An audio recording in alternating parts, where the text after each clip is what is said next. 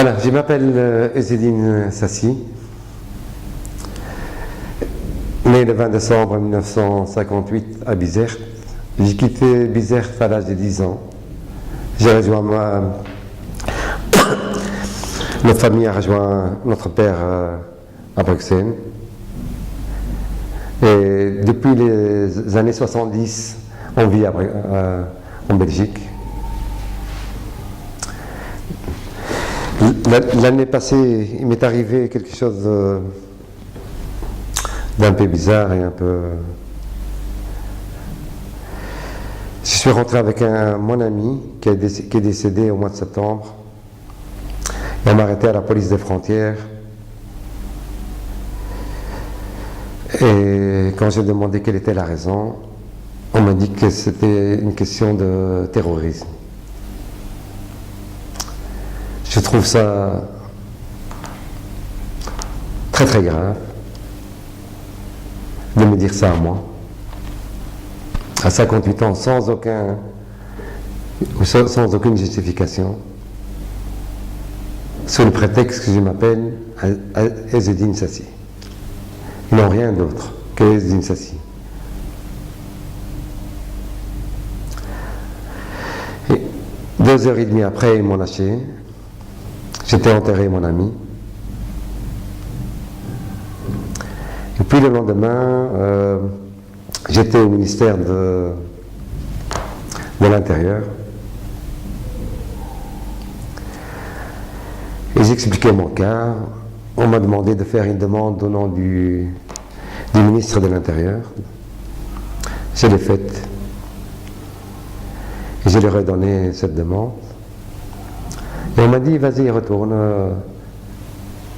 on fera le nécessaire, c'est une question de 3 à 6 mois. Circonstance, 1 an après, j'ai eu mon oncle qui est décédé, j'ai dû rentrer. C'est de nouveau la même chose. On m'arrête à la frontière. 2 heures à 3 heures, j'étais là, à attendre le bon vouloir de notre ministère de l'Intérieur que je puisse aller enterrer mon oncle.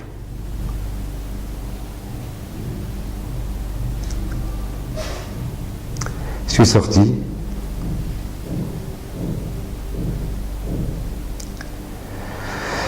Le lendemain, je suis retourné au ministère de l'Intérieur.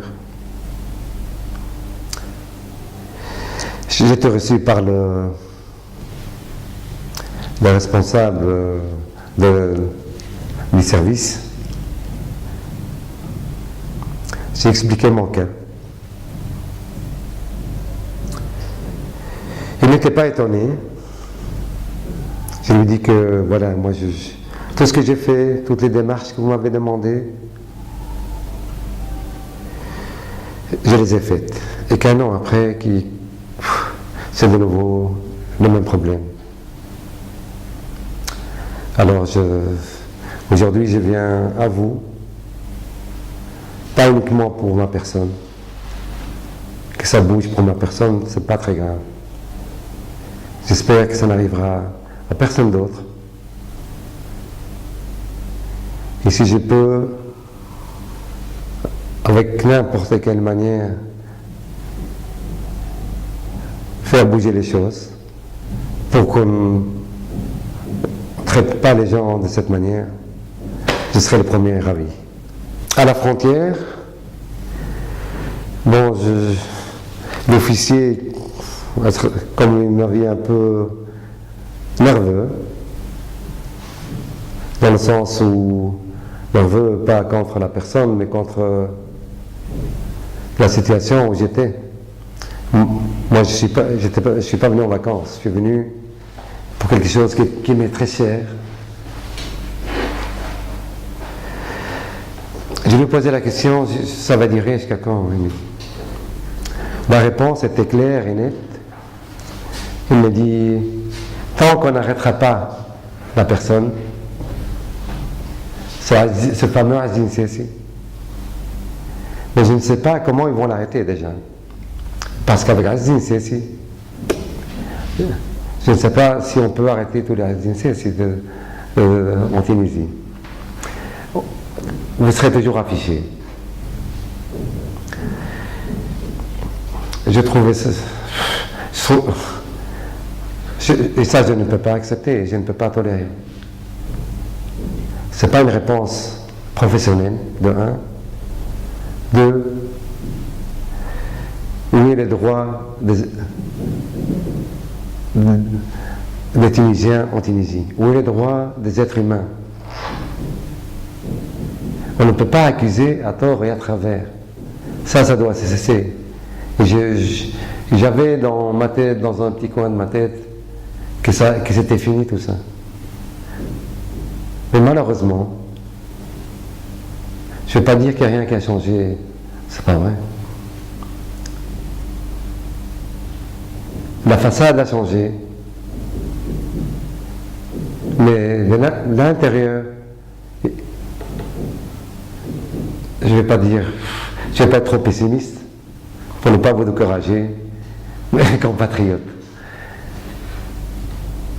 Mais malheureusement, l'intérieur, ça ne bouge pas très fort. Il n'y a rien qui change. Pas grand-chose. C'est vraiment... S'il y a quelque chose qui a changé, franchement, c'est l'emballage. Et il me dit, si tu rates l'avion, c'est pas grave, tu prends le prochain. Il croit que je circule en métro, que je vais aller en Belgique en métro ou en bus. Peut-être il y en a un, je ne suis pas au courant. Je sais que ça me fait pas rire, mais parce que moi moi c'est rien tout ça. Quand je dis c'est rien, pour moi c'est pas grave, c'est pas grave. Moi ils me feront jamais céder, jusqu'à les derniers jours de ma vie. Je n'ai rien fait, je n'ai rien fait. J'abdiquerai jamais. C'est mon droit. Ça, c'est une chose.